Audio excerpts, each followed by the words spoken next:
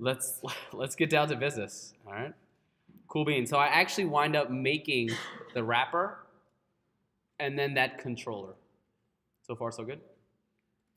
So what we need to do is we'll check out this API folder, v1 wrappers controller, and all we're gonna do is just try to serve up some of that data. So what is the RESTful route for all of this particular wrapper resource? Right, index, right? And then all we're going to do is do something pretty familiar, and that is all the wrappers equal to wrapper.all. So far, so good. We're going to take a quick pause right here, and we're just going to figure out how can I hit this route? What is the route for this? Okay, don't worry about that. Huh? Slash. Well, let's not forget. There we go. That's the one. A get to slash wrappers. We can, right? Remember, we need to, right, do get to slash wrappers, and it's going to point to what controller? Is it the wrappers controller, or is it, right, it's API v1 wrappers controller, right? So when you're doing your routes, just be aware of that. That being said, what we want to do is we want to use resources, wrappers, cool? But right now, let's be real. Let's talk about just the index. Cool? I think that'll work. Will this hit the proper controller? Why?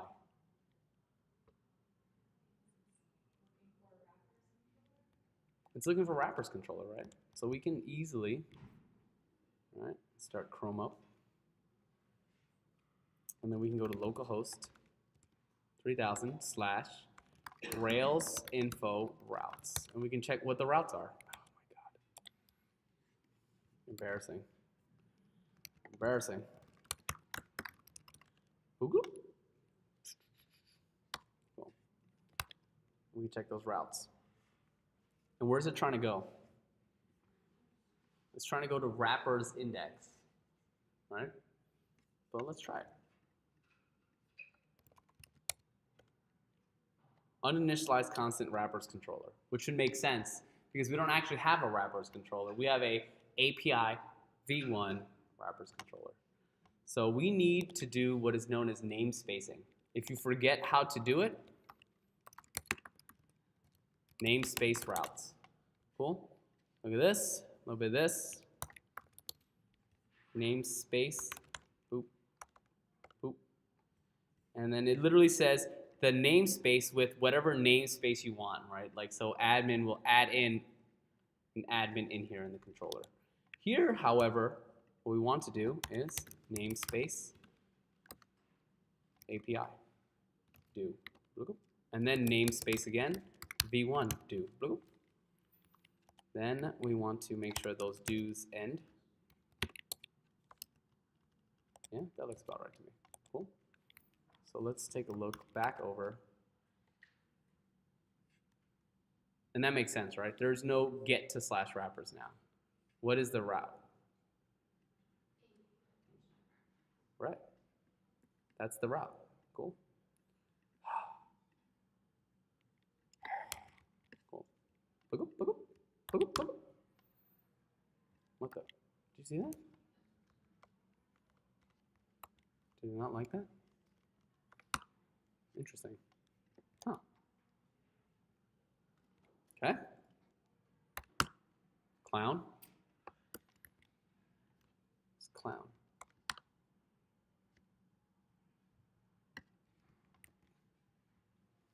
Is anyone? Yo, Hubs, are you? Yeah, my servers. Oh, that's right. That's right. It's doing expected behavior. I feel stupid now. There's literally nothing in index. Of course. It's not gonna return anything. That was crazy for a second. Great. We need to render something, all right? But this time, because we threw away the action view library, we need to render what? We want to send back all the JSON. So, JSON, and we're simply going to send back all the wrappers.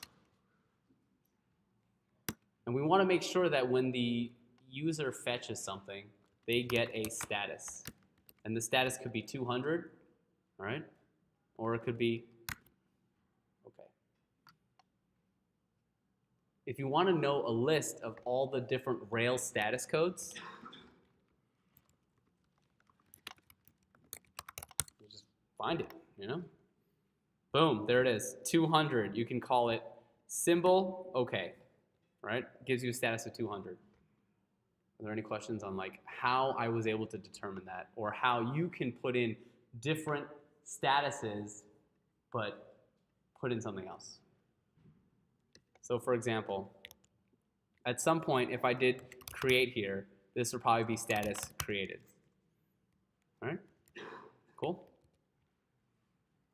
All right, great. So let's take a look at all the wrappers. Bloop, bloop. Good Lord. Good Lord. Dang it. Dang. Cool. Why did it just give me wrappers like this? Because I have no wrappers, right? We only made one in that scaffold app, which we very quickly deleted. So let's make a wrapper. Cool. Wrapper.new. So a wrapper needs a wrap name. And what's this wrapper name? H to the Z. Hamza? Hum what? Oh, sorry, you said H to the Z. Humzibit. Very good. Yeah. All right. Yo, Hamza, where you at? Where are you from?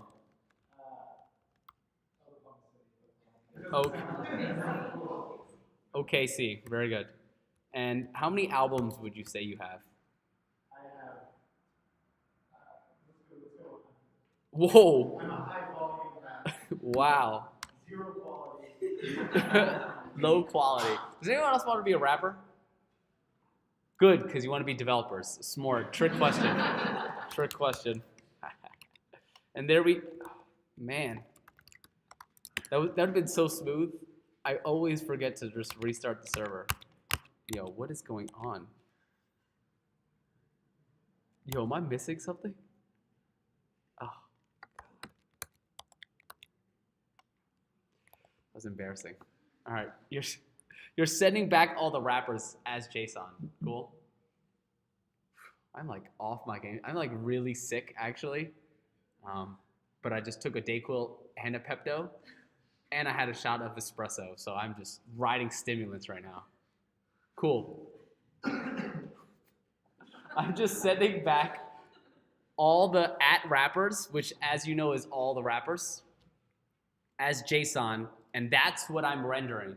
So if you finally remember the entire time the lectures in Mod 2s look like this, what do we need from the model?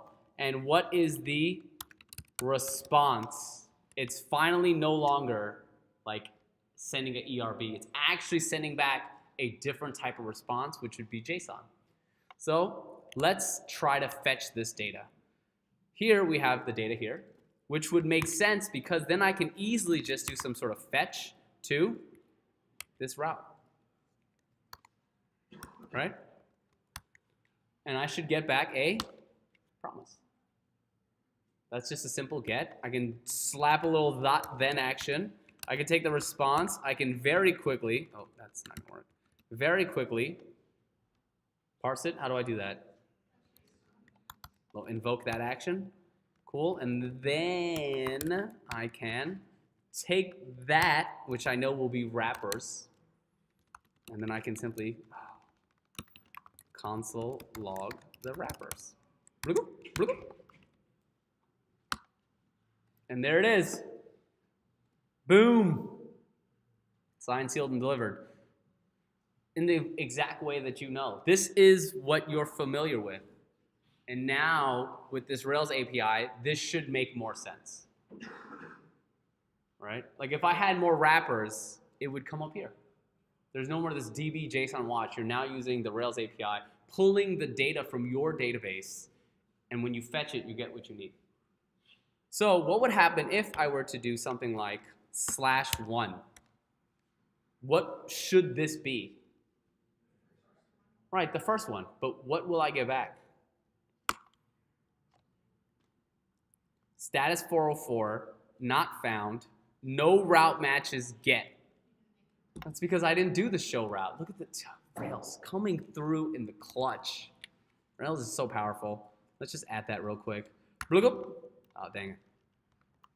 A little show action. Now what do I need? A little show action. You know what I'm saying? A little bit of this. A little bit of that. Trying to get fancy. Well, not really, right? It's going to be the params. Oops, sorry. Oh, wow. Whoa. I'm hyped up on stimulants. I'm barely making it here. And then how do we render that back? Render JSON. Cool. What status is this? Okay, right? Like if it's successful, right? It's okay. So if I were to try again, right? There it is. Boom. Boom. Which was slightly different from this one. Why? Because the show is going to be that one object, whereas the index is going to return to me the active record collection proxy, which is essentially like an array. Cool? Is this starting to make sense? So now if I want to create something, hold the phone. Do I need new in here?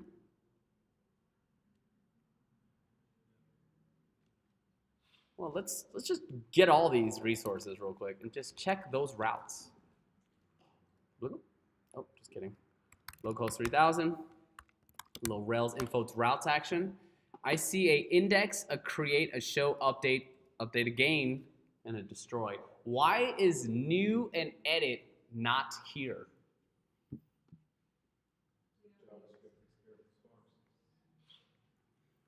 You don't need Rails to give you the forms.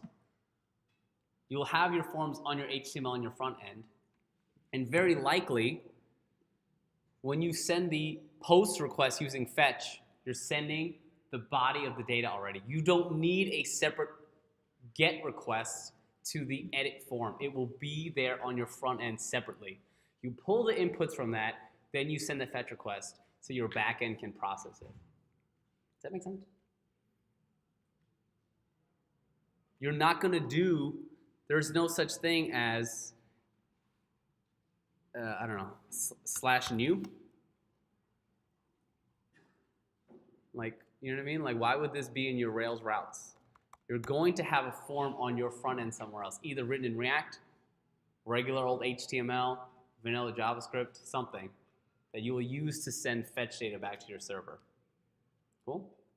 So, cool. Let's just make all the routes for it for now. And let's do that. Let's do this little create action. Boom. And then I have that wrapper equals to wrapper dot create. And then, as many of you have very easily remembered and probably pattern matched, those strong params come in here. So something like wrapper params. And how do we do that? On private action. All right, what do we do? Def. There we go. It's all coming back to me now. And then what happens? The params, we need to require the nested hash of the wrapper. Oh, whoa, caps lock. And then what do we do? Right, the wrap name, right? Probably albums, not really, I don't know why I spell it like that, like just by default in my brain. Hood, Schmort. And what is this for again? what I'm saying? Little gains action. Need to whitelist attributes because the internet is scary and full of hacksaws. Cool, great. Now let's see how this works. What I want to do is I want to hit this create route. And then, what is the, come on now, response? Oh, whoa.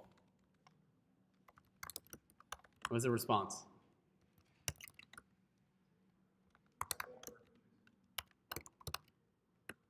All right.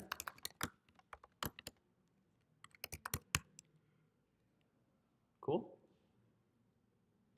So now it makes sense when you console log why the new object comes back. Because you just made it here. Don't forget that you can have validations. You can pass in error messages inside your render. There's ways to do it. How do I pass error messages in my Rails API for render? Right? That'd be like the question. You'd have that whole thing. All that like if, like you do this whole thing, like if at wrapper, like if it's saved, all right?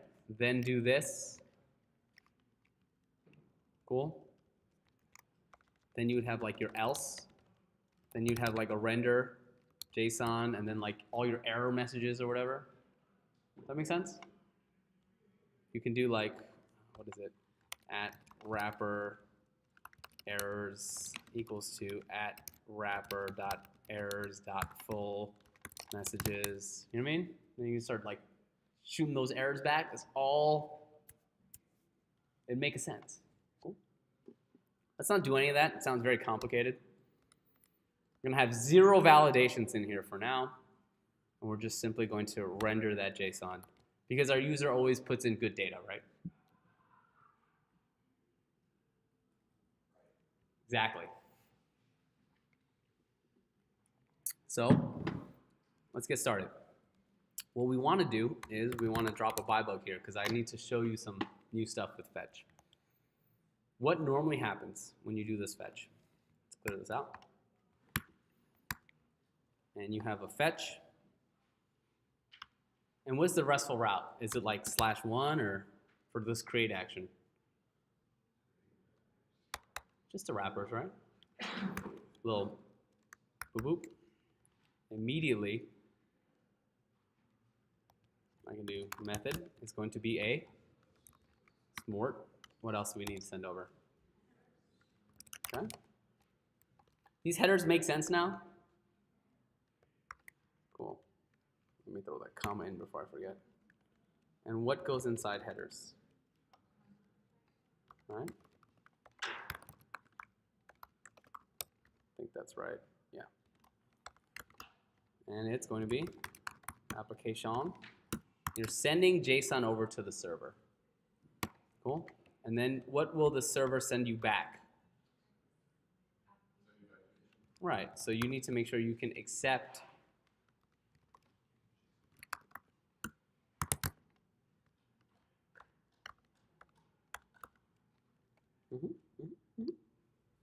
What else? Little body. Body. Cool. Well, what kind of data are we sending to the server? Smart. Cool. So let's take a look at how this is going. Remember, we have to create the nested hash. We have to create the nested hash. So what? Yeah. Oh, snap. Oof, that was embarrassing. Thank you. Almost in JavaScript hell over there. Cool. How do we create this nested hash? What did we say specifically we were going to require? Something called wrapper, which is actually going to then have the key value pairs that we want, which are going to be wrap name, right? And we have a wrap name of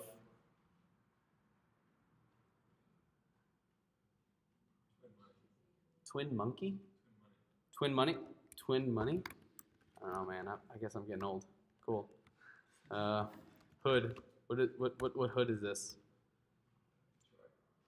Detroit. Does anyone know this Twin Money? Oh, thank God. Thought it was just me. All right. Oh, oh, okay, cool. Did not know that. Great. So, what should happen when I fire this request?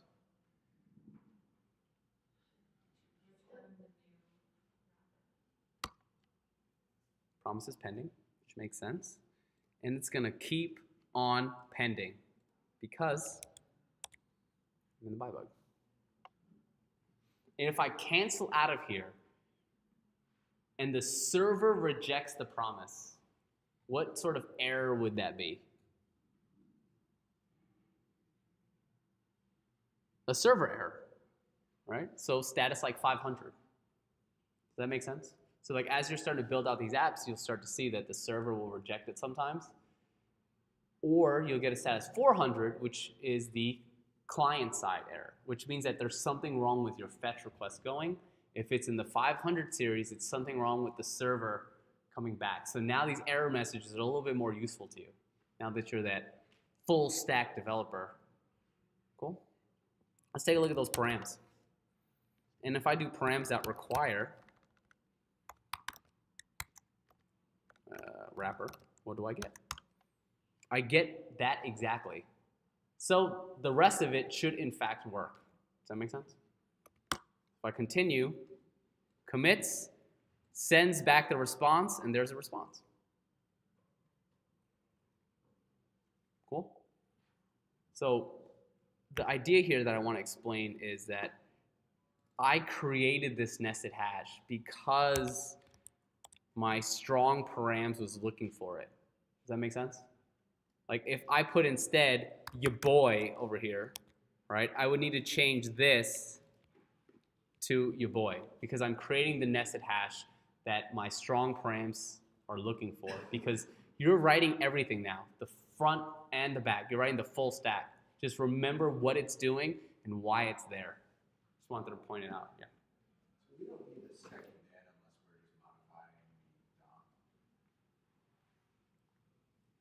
Yeah, in this create action, theoretically, if you're not really doing anything, you don't really need the thens. The fetch is actually just going to send the request to the server. Like, here, let's prove it. Let's get out of this buy bug. Let's not use your boy. Is that? All right, so there's no buy bug there. I don't really need these thens, to be honest. Let's hit enter. Then the promise resolves. It pens really quick. It resolves. I get some sort of promise response back. Status 201 created. But I have no console log. Nothing came. I didn't parse the JSON. Nothing. But I'm gonna take a look and see that I made another Twin Money. Because look, Twin Money was here, and then another Twin Money. Haha. You like that? I was going there, but you're funnier than me. So you beat me.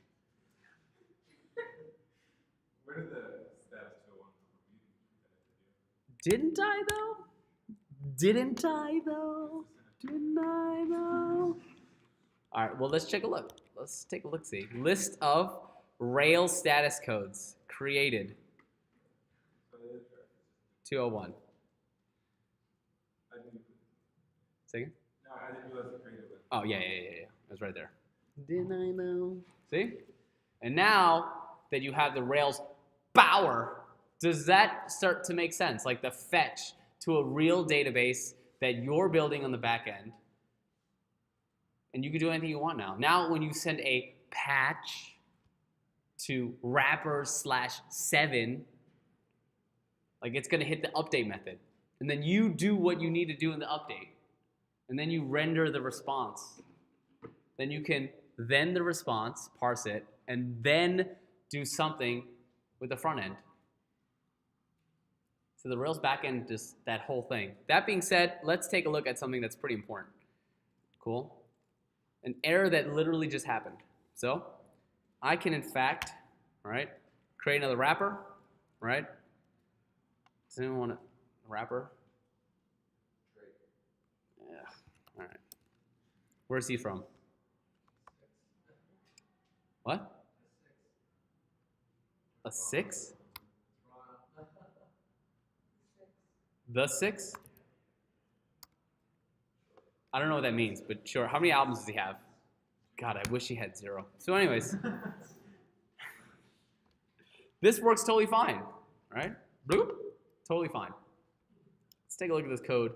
Remember, localhost 3000 just received a request from localhost 3000. What if I went to Amazon. Wait, I think I'm actually logged in. Don't want you to see my purchase history. It's quite embarrassing. I bought a laundry bag recently. Some of you know this. Huh? Fine. Fine. Oh, look at that. See that? I support nonprofits. Ironically, this is my nonprofit. So when I buy stuff, I get 0.01% of it back. Support my nonprofit. Why you needed to know that, I have no idea. Cool. If I send this fetch, the exact same, I literally press up. The exact same Drake the 6 0 album holding trash rapper got blocked. Actually, you know what? Drake's okay. All right, he's okay. I like him better as like a meme. You know, you seen the one where he's not like.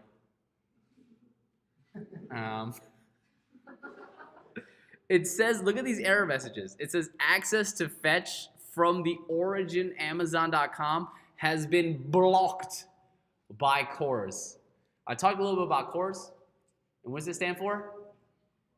Cross Origin Resource Sharing. The idea here is that you own localhost 3000. That's your origin. Should someone from Amazon be able to write to your database at localhost 3000? No. So by default, it's blocked. Cool? So the idea here is that when I'm on Amazon, right, and I send a fetch, this is the origin it comes from. If, however, I wanted to allow anyone to access my API, let's say I'm creating a public API, like New York City public API, and you're building a Mod 1 project, and you had a great idea and inspiration. This is a fact, by the way. You wanted to look up public toilets, right? The NYC public data tells you where all the public toilets are, and you're trying to build a bathroom finder app for your Mod 1 project. May or may not have done that. Anyone can access this data. So you want to make sure that your cross-origin resource sharing is available for everyone. So let's take a look to see if Rails has something for us. You've seen me use this Command T often for routes, but can I search for something called cross-origin resource sharing? I wonder what this CORS RB does. Bloop. All right, this is very important. Some of you will make this mistake. Some of you will make this mistake. Be sure to restart your server when you modify this file. Okay, cool, I said it. So what I can do is I can take this out of comments. Bloop. Oh, that didn't have the effect I wanted it to. And it simply says, right, there's something called middleware. Rack will do a lot of this for you. And it will allow the origins of example.com. That's not a great origin. We can use the splat operator, the asterisk, right, the answer to everything in the universe, 42, to allow resource sharing with anyone. So if I save this file, I must do what? Cool. I'm just teasing you back there, man. I'm sorry. Boom. You started my server. Oh my goodness. I have a typo. Oh, that's right. Cool. Let's take a look at this error in case you forget like I did. It says uninitialized constant rack CORS, right? Rack CORS over here. Where do you think this comes from? Who said that? Yeah, it's a gem, right?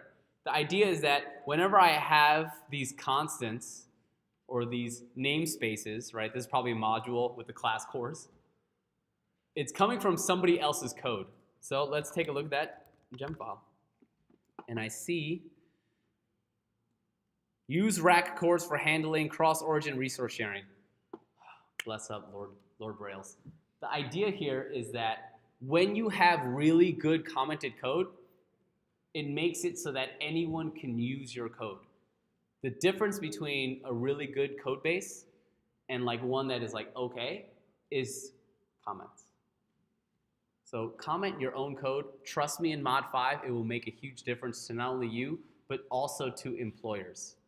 Comment your code.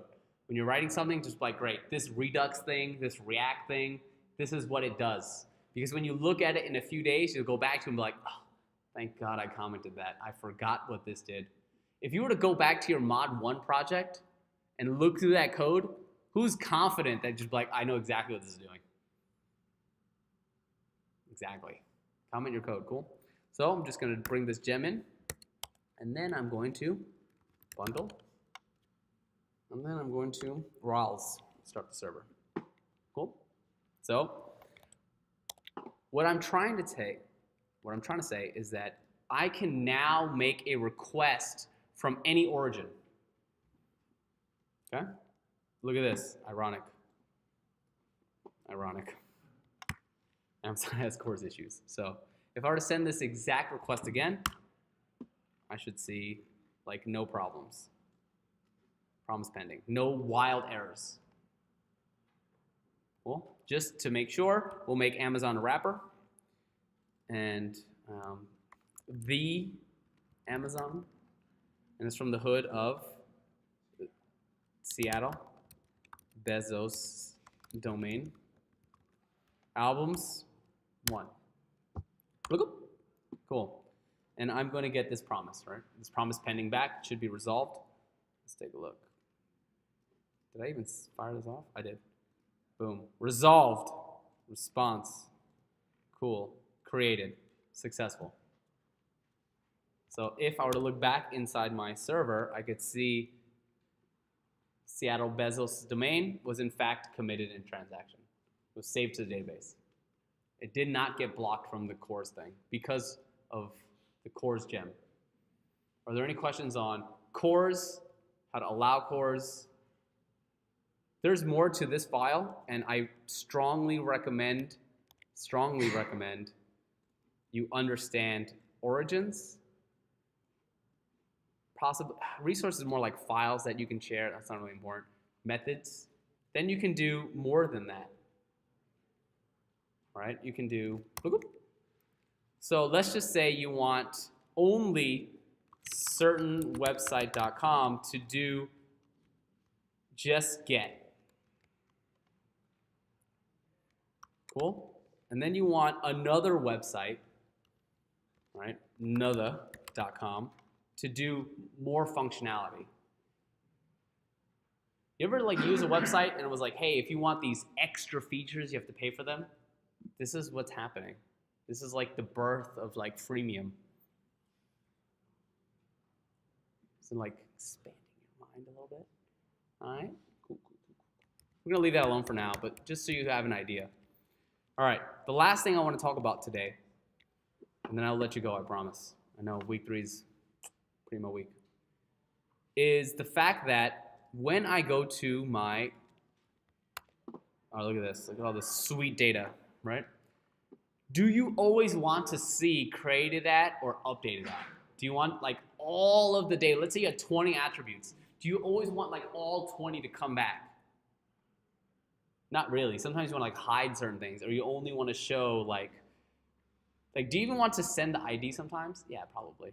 The rap name, hood, probably don't want the albums all the time, right? The idea here is that I don't want like created at, updated at to be getting sent to my user on the front end if they fetch something. So I can specify and customize the shape of my data in a serializer. So I can simply look up Rails serializer. Quick start guide, cool. Introduction to Rails serializer. What good tutorials? I'm just gonna go to the source code, but those tutorials I'm sure are probably fine. Cool, look at this. Let's check this out. Stable, cool. All right, this is how to use it. Add this to your gem file. Too easy. You guys like that? I don't think it comes like in the gem file I commented out. So you have to just do this. Cool. And then you'll do a little bit of this. Go bundle action. Start the server again. Let's go back. And then bundle. Wow, great. Getting started for the nuts and bolts. Cool. All right, creating a serializer. The easiest way is when you're generating a new resource for the first time.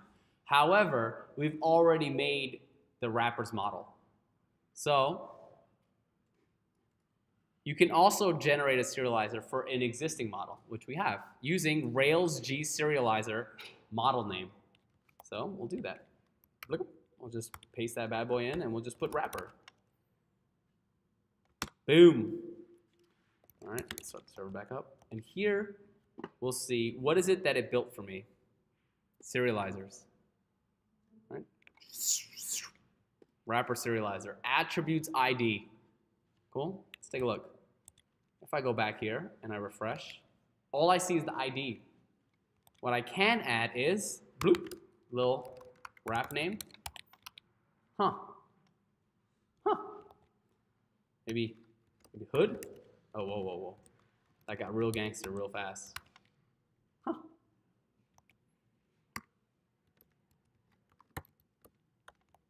Oops, didn't save. I can specify the attributes I want to send over. The important thing, the most important thing I want to tell you about these serializers is that if you have a relationship, like let's say this wrapper has many friends, songs, thank God. Oh, rappers can get real sketchy, right, in relationships. You can just put has many songs here. You have to establish the relationship in both the model and the serializer. Cool? The model and the serializer, you have to put the relationship in there. Are there any questions on using Rails as an API? Rendering JSON, the RESTful routing, namespacing, serializers, cores. Yeah. So this doesn't like, communicate with the database as more as a No. kind of reads the database and what you put in rather than constructively. It will be a wrapper, like a wrapper, like WRAPP, right? So I just realized like what we're building here, right? And like here, what it'll do is it will wrap this, and it'll be like, what is this? Wrapper. Some like wrapper serializer dot like I don't know, create or something like that. And it'll take this whole thing, and then it takes in the object, and then when you render JSON, it only sends back those things that are in the serializer. It's either create or new. It wraps it something like that. I'm sure I can Google it, but that's how it's working. So the serializer doesn't actually touch your database now. So in terms of our front end, do we do this all in one like folder, or do we have our front end and our back end in different Separate repositories, right? So this right here, I would call this the Wrappers Delight backend. And then I have a Wrappers Delight front end where I have all my HTML and all my JavaScript that manipulates it. You can still fetch from different. Yep, as long as the Rails server is running, you can just hit Command T. Oh, look at that. Look at that. And then I can open up like any one of your Mod 3 lectures, go inside that code, fetch it, and then append the data to like the HTML or something. Right? If your server's running, you can hit it. Cool. That's a good question. Is there any confusion? Who's excited about building this Mod 3 project? Yeah. It allows you to shape the data that is returned in the fetch, because sometimes you don't always want every single attribute. So for example, let's say we created user, a very sexy thing to build, all right? What's the first column you write in user? Username, right? What's the second column you add? Do you want to send the password over? Not even the password digest, don't even bother. So you probably want a user serializer and put all the attributes except password. That might be like a really good use case for it, where you want to shape your data. Does that make sense? Yeah. Great. Great question. Awesome. That's all I have for you.